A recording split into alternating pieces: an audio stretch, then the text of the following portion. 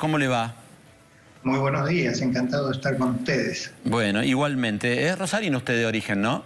Sí, hasta me como las heces. No, pero se come las heces más bien cordobés. Los cordobeses nos comemos bastante más todavía. Bueno. Ustedes tienen el cantito que se lo llevan a todos lados. Doctor, a ver, lo llamamos por varias cosas, pero primero le quería preguntar porque ha reverdecido ayer el tema de las vacunas, salieron los rusos a decir que ya está empezando a funcionar la vacuna en Rusia, cuando todavía no estaban en fase 3 de experimentación, algunos dicen octubre, otros noviembre. ¿Tan rápido puede ser que la vacuna pueda estar funcionando y distribuyéndose y aplicándose en el mundo? Bueno, depende del tipo de estudio que se hagan, de los requerimientos que tengan las autoridades reguladoras. Desde un punto de vista formal, entre fines de año, principios del año que viene, mediados del año que viene, puede ser que haya vacunas en el mercado. Lo que hay que tener en cuenta es lo siguiente. En Rusia es un proceso un poco particular.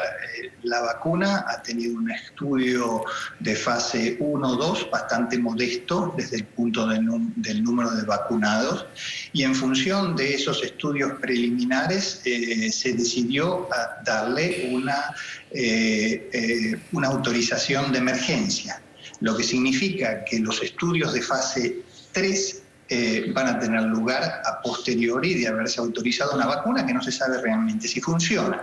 O sea, va a haber, bajo una estricta farmacovigilancia, un estudio de fase 3 en un número importante de individuos que van a ser vacunados, en lugar de haber esperado a los resultados para hacer la aprobación de la vacuna. Obviamente, si esa vacuna después se sigue implementando o no, dependerá de los resultados de fase 3.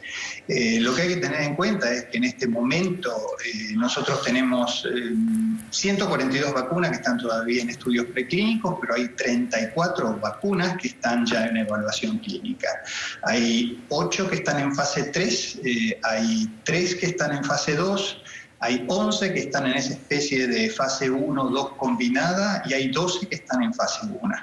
Hay un poco de todo, hay tecnologías, 12 son basadas en proteínas, hay 6 que están basadas en virus inactivados, hay 6 que son vacunas de RNA, nueva tecnología, nunca se había utilizado para vacunación de masa, hay vectores virales que no se dividen, que básicamente no replican en vivo, esas son 5, y hay 4 que son de ácido desoxirribonucleico y una que está basada en un vector del sarampión que puede replicar en vivo, pero que está atenuado.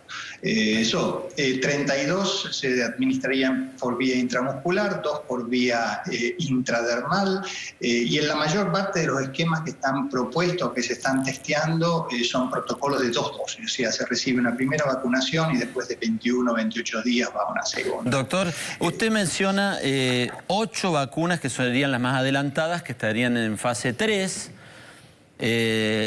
y mi pregunta es, ¿qué porcentaje habitualmente de las vacunas que se prueban llegan finalmente a ser efectivas? Para saber qué chance tenemos que de esas 8 o de las otras mencionadas, alguna al menos pueda ser aplicable en la población mundial.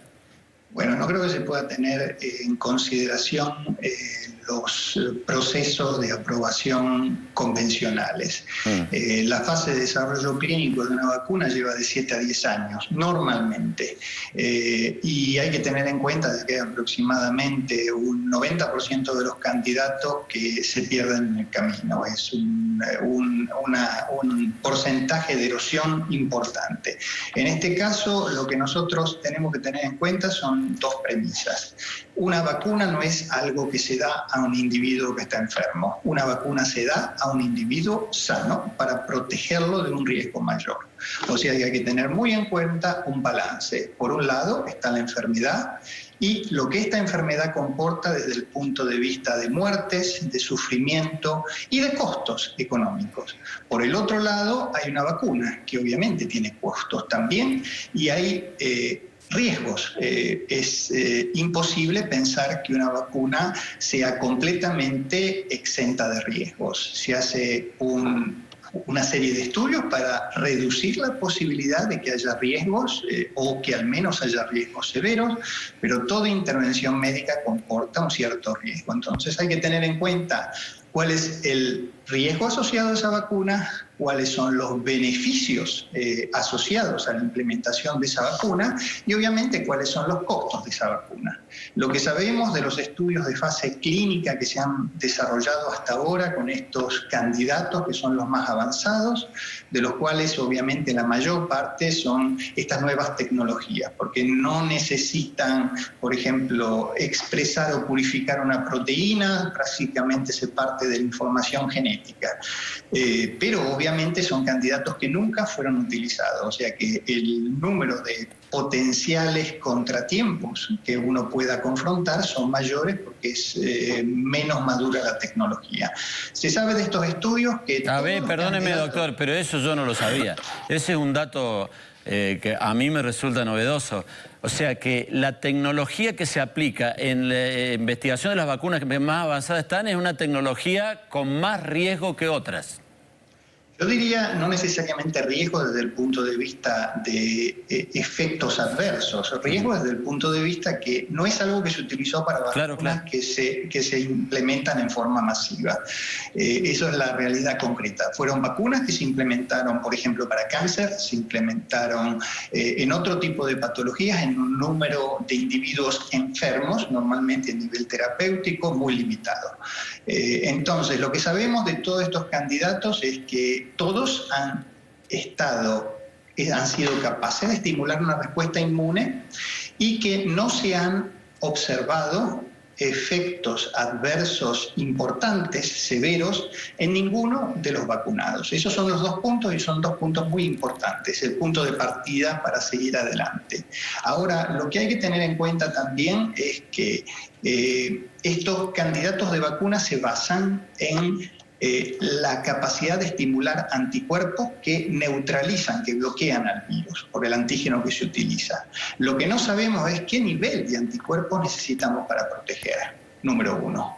Segundo, no es posible comparar un candidato con otro porque no hay digamos, ensayos que sean validados con estándares que sean universalmente aceptados, que nos permita hacer una comparación de todos los estudios que están andando con las distintas vacunas. Distintos laboratorios usaron distintos test con distinto tipo de virus, se usaron como referencia a veces suero de convalecientes, pero son distintos convalecientes. O sea, en ese sentido nos falta una información. La otra cosa es que los estudios de fase 1 y 2, por razones obvias de seguridad, se hacen en individuos jóvenes, normalmente individuos que tienen de 18 a 50, 60 años máximo. Tenemos que tener en cuenta de que COVID es una enfermedad que normalmente golpea a gente vieja o que tiene enfermedades asociadas. Entonces, eso es lo que a nosotros nos falta saber si estas vacunas funcionan, en qué grado y son seguras y en qué grado en individuos que están a alto riesgo de COVID.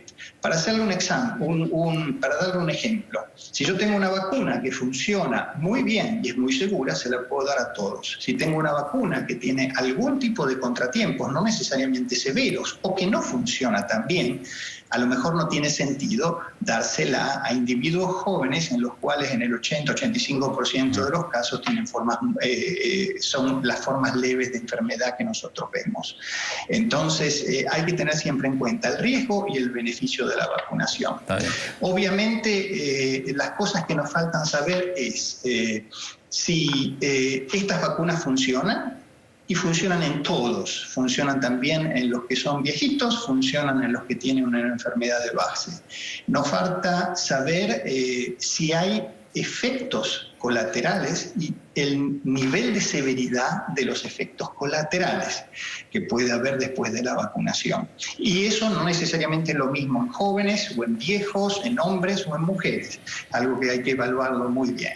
La otra cosa que es clara de los estudios que se han llevado adelante con la vacuna, por ejemplo, de AstraZeneca, la vacuna de BioNTech, la de Moderna, es que estas tecnologías de ácido nucleico o de vectores son un poco menos toleradas que las vacunas que se desarrollan con tecnología convencionales.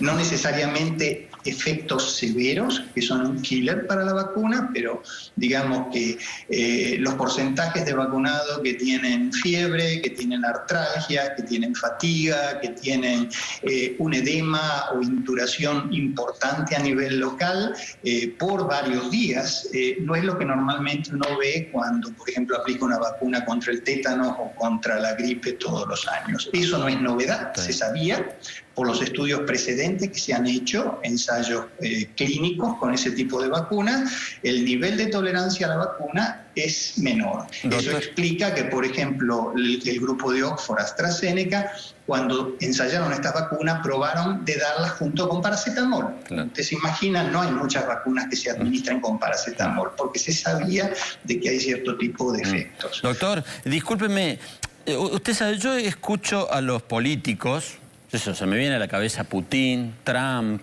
y algunos otros, que si uno los escucha hablar, la vacuna está mañana. Mañana ya empiezan a aplicar todo. Pero a todos los científicos como usted que he escuchado responsablemente hablar del tema, porque son los que saben, ninguno apuesta a que la vacuna puede estar antes de avanzado el año que viene.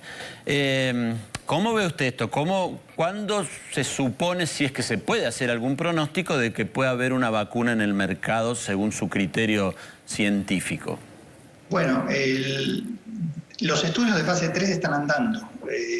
Una vez que se concluyan los estudios de fase 3, se va a saber qué perfil a nivel seguridad y qué perfil a nivel eficacia tienen las distintas vacunas.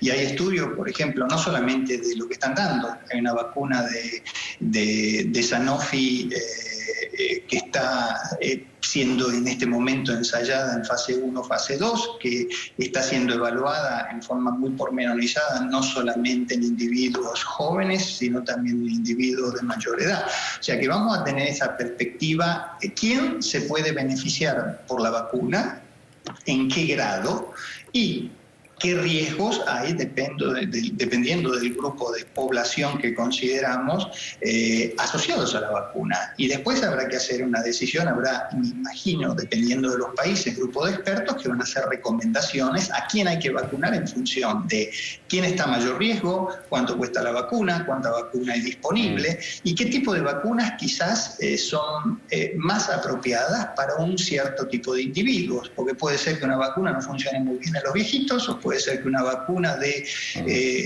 un nivel no necesariamente severo, pero de molestias asociadas a la vacunación, considerando sobre todo que va a haber al menos probablemente 2 dosis de la vacuna, y eso es algo que hay que tenerlo muy en cuenta. Por otro lado, para nosotros los científicos algunos datos son un poco crípticos. Le doy un ejemplo.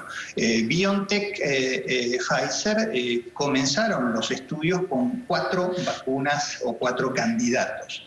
Fueron publicados ensayos de fase 1 y de fase 2, para uno de esos candidatos. Ahora llevan a fase 3 otro candidato en función de lo que ellos consideran el paquete completo, preclínico y clínico, pero por el cual no hay ningún tipo de información publicada. Entonces, no se puede juzgar cuán bueno o malo es, porque en realidad es distinto de lo que han publicado. La otra cosa que creo que es muy importante son todas las discusiones que hay en este momento a nivel, no sabía la palabra en Argentina, es liability, o sea, ¿quién tiene que pagar al final del día si una vacuna da lugar a efectos, adversos?